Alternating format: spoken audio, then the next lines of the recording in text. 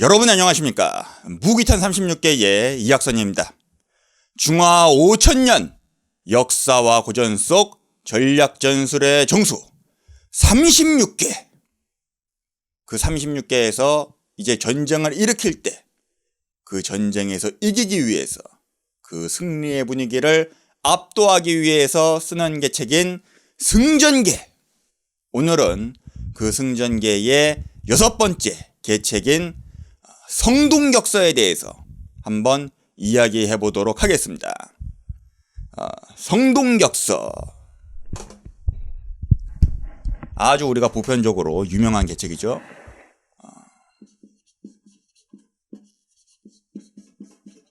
성동격서.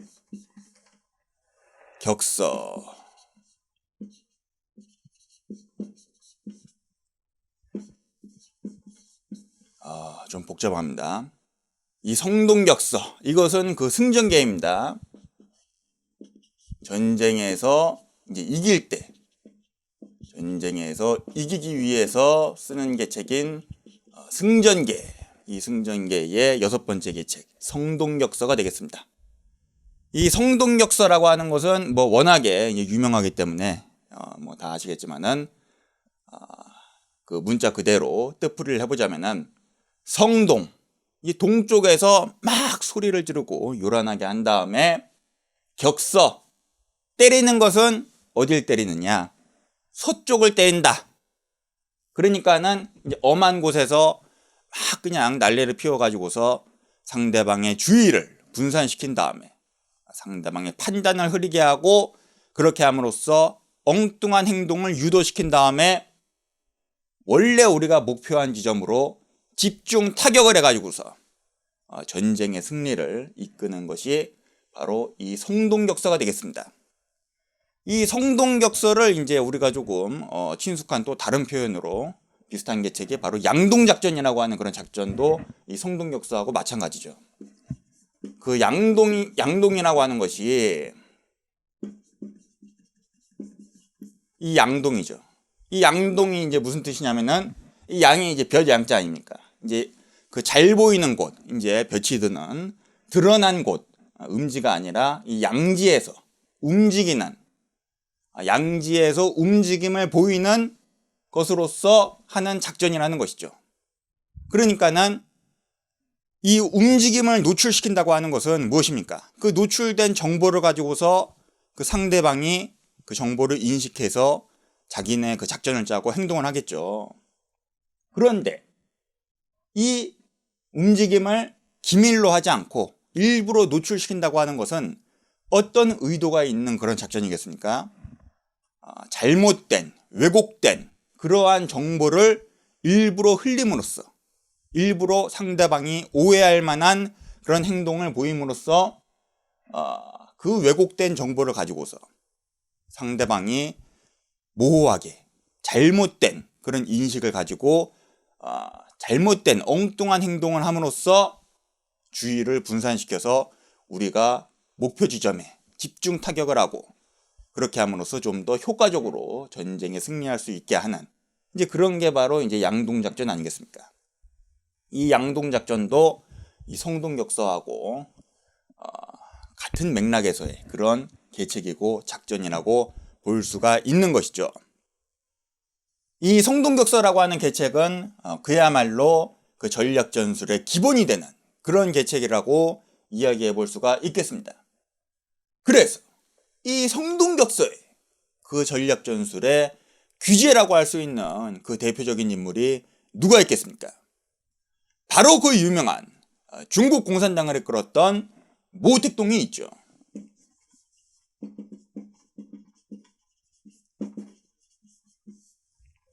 이 모택동 같은 경우에는 그야말로 그 전략전술의 귀재라고 할 수 있는 그런 인물이었습니다. 특히나 그 유격전, 그 게릴라 전술이라고 하는 그 전략과 전술에 굉장히 능했던 것이 바로 이 모택동이었죠. 그래서 이 모택동의 16자전법이라고 해서 저기 오면 난 빠지고 저기 빠지면 난 치고 이제 뭐 그런 식으로 그 16자전법이라고 하는 그 유격전술을 구사했던 것이 바로 이 모택동이었습니다.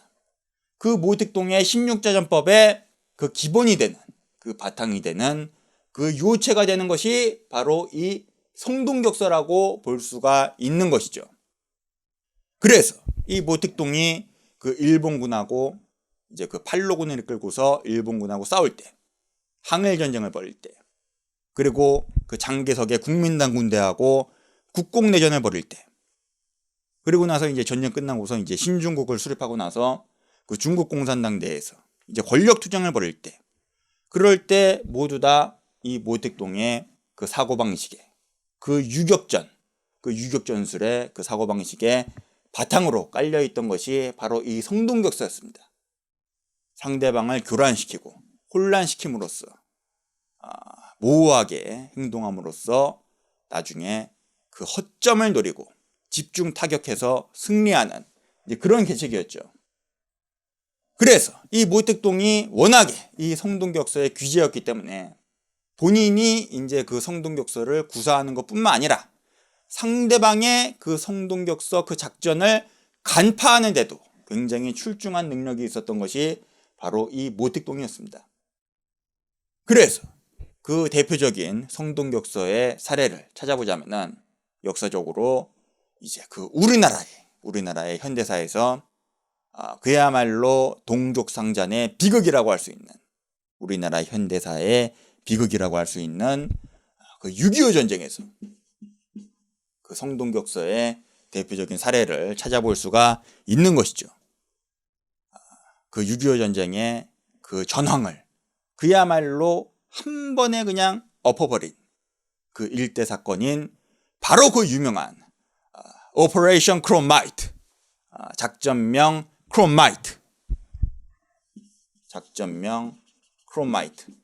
이른바 인천 상륙작전이라고 하는 그 작전이 바로 그 성동격서의 그 6.25 전쟁에서의 대표적인 사례라고 이야기해 볼 수가 있겠습니다.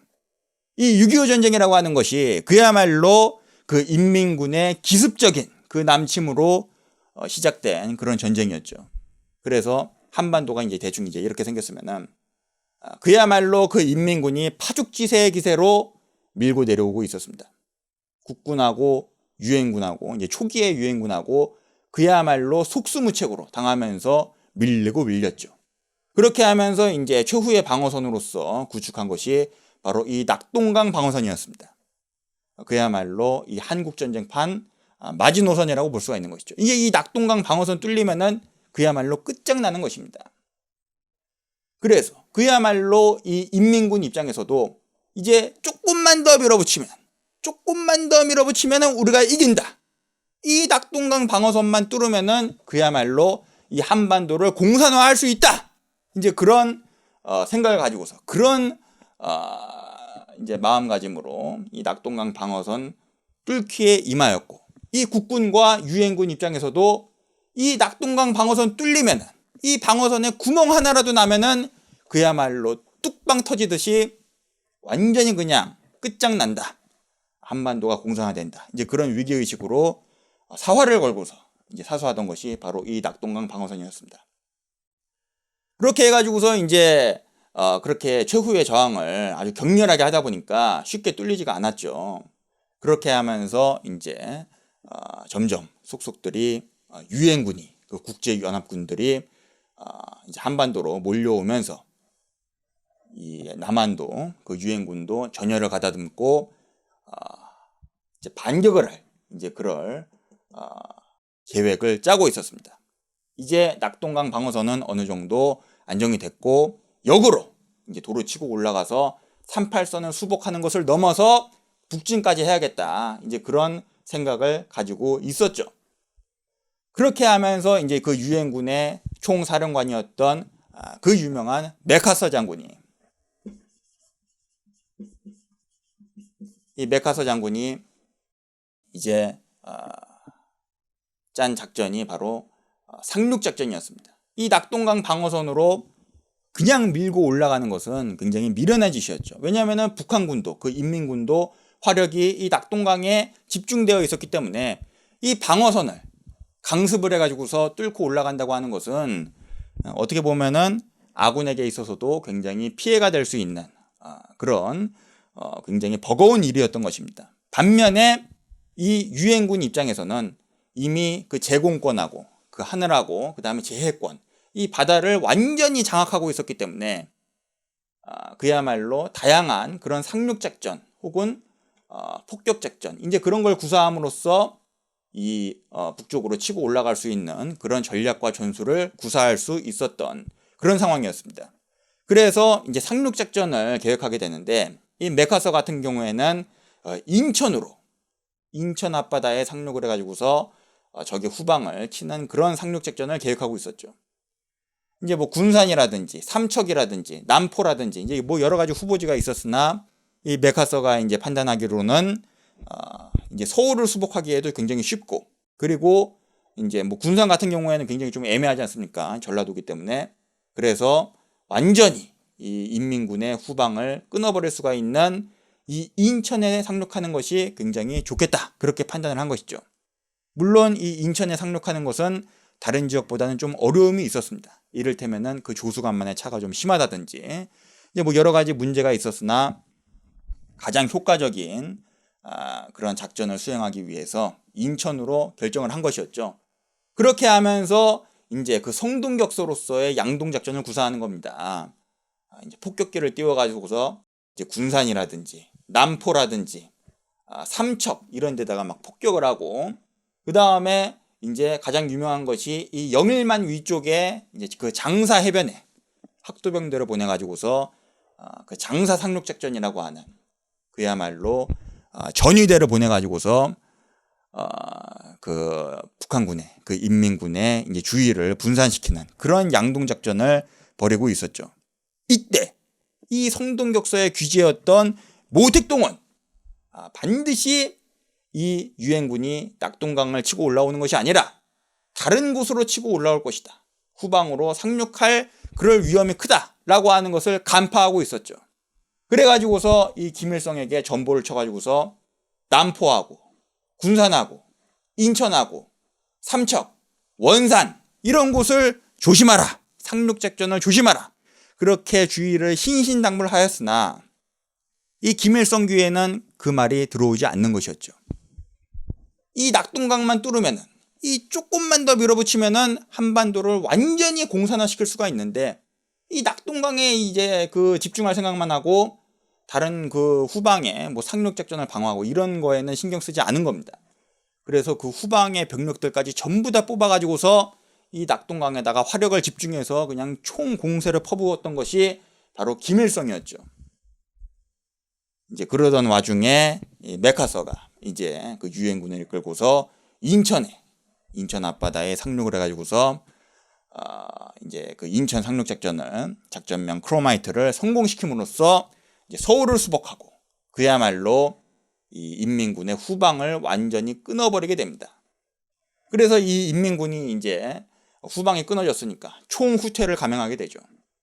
근데 정상적인 그 퇴로는 다 끊겨가지고서 일부는 이 태백산맥을 타고서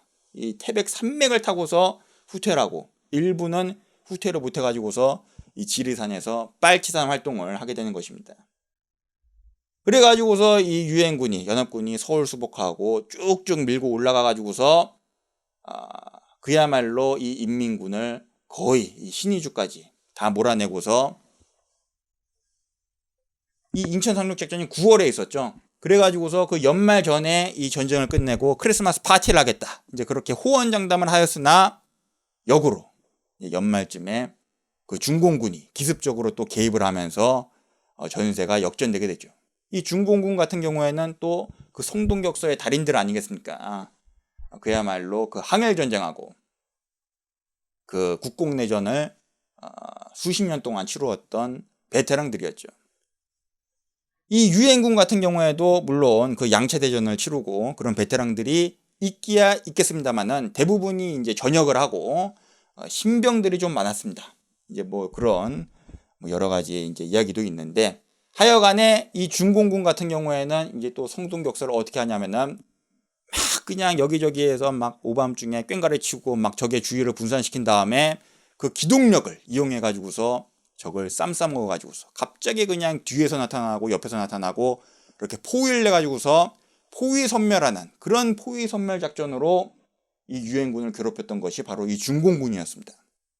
그래서 포위선멸 작전으로 각계격파함으로써 초기에 중공군이 아주 맹렬한 기세로 이 평양까지 다시 점령하고 서울도 다시 점령하고 이제 그렇게 되었으나 나중에는 이제 또 전선이 길어지고 이제 뭐 유엔군도 다시 정비를 하고 이제 그렇게 함으로써 다시 밀리고 이 38도선에서 서로 고착화되고 나중에는 이제 고지전으로 전환하게 되는 이제 그렇게 되는 것이 바로 이 6.25 전쟁이 되겠습니다.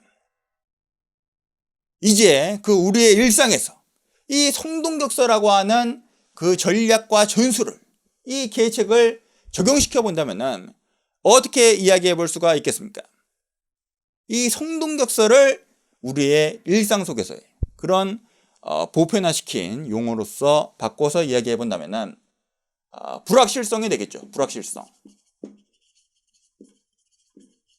이 불확실성이라고 하는 것이 무엇입니까? 내가 어떤 생각을 하고 있는지, 그럼으로써 어떻게 행동할 것인지 상대방이 모르게끔, 헷갈리게끔 모호하게 만드는 것이죠. 더 나아가서 고의로 잘못된 그러한 움직임을, 그러한 정보를 노출시킴으로써 상대방이 잘못된 인식을 하고 그럼으로써 잘못된 대책을 세우고 그럼으로써 잘못된 행동을 해서 나는 그 허점을, 그 빈틈을, 그 뒤통수를 노려가지고서 승리로 이끄는 것이 바로 그 성동격서, 이 불확실성이 되는 것입니다. 그래서 우리가 그 어떤 그 세력 간의 그 전력 뭐 이런 것을 비교할 때 그 소위 비대칭 전력이라고 하는 그런 표현을 쓰죠. 비대칭 전력. 이 비대칭 전력이라고 하는 것이 무엇입니까?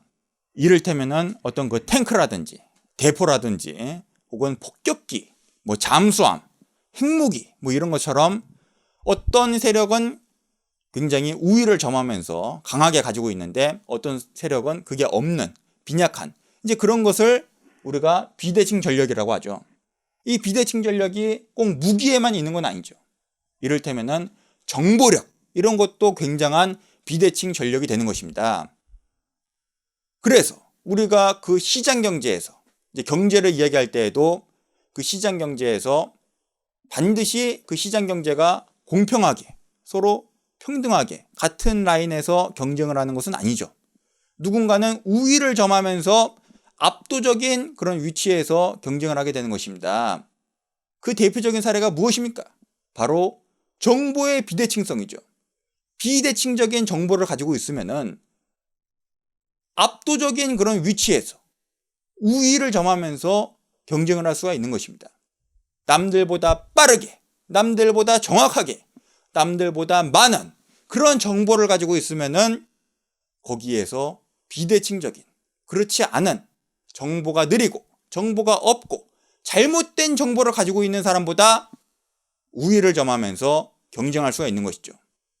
그렇게 함으로써 그렇게 거래를 했을 때 압도적으로 승리하게 되는, 압도적으로 더 많은 이익을 낼 수 있는 이제 그게 바로 비대칭, 그 정보의 비대칭성으로 이제 이루어지는 것입니다. 결국 마찬가지로서 그 우리의 일상 속에서 혹은 우리의 인생에서 모든 방면에서 이 정보의 비대칭성이라고 하는 것 그리고 여기에서 나오는 그 예측 불허의 이 불확실성이라고 하는 것 이것은 그야말로 우리가 어떤 작전을 수행하든 경쟁을 하든 어떤 거래를 하든지 간에 상대방보다도 훨씬 더 압도적으로 최상의 그런 유리한 위치를 점할 수가 있는 그렇게 함으로써 승리하게 되는 이제 그런 굉장히 유용하고 유리한 계책으로서 이 성동격서라고 하는 그 전략 전술, 그 계책을 활용해 볼 수가 있는 것입니다. 물론 모든 어떤 그 방법이라고 하는 것은 용법이 다 있는 것이죠. 지금 이 성동격서, 이 불확실성이라고 하는 것은 상대를 제압하고 상대를 압도하기 위해서, 그렇게 함으로써 승리하기 위해서, 내가 상대보다도 유리한 위치를 점하기 위해서 사용하는 것이 이 성동격서죠. 그런데 그러한 관계가 아니라 서로 협조해야 되고 서로 파트너십으로서 함께 가야 하는 그런 관계라면은 이제 괜히 이제 이런 식으로다가 불확실성을 견지하면은 그 파트너십이 깨지기 쉽죠. 그런 경우에는 반대로 투명하게 서로 협조적으로 정보를 공유하고 이제 그런 자세를 견지하는 것, 이제 그렇게 용법에 맞게 사용해야 된다는 그런 주의점이 있겠습니다. 그 전쟁에서 승리하기 위해서, 그 승리의 분위기를 압도하기 위해서 쓰는 계책인 승전계. 오늘은 그 승전계의 6번째 계책인 성동격서. 동쪽에서 요란하게 막 소리를 내가지고서 주의를 분산시키고 상대를 속이고 엄한 판단을 하게 만들고, 그렇게 한 다음에 상대의 허점을 노려서 빈틈을 노려서 뒤통수를 쳐가지고서 목표한 지점을 집중 타격해서 그러한 불확실성을 견지함으로써 유리한 위치를 점하고 승리로 이끈다. 그 승전계의 6번째 계책인 성동격서가 되겠습니다. 시청해주신 여러분 대단히 감사합니다. 지금까지 무기탄 36개의 이학선이었습니다. 감사합니다.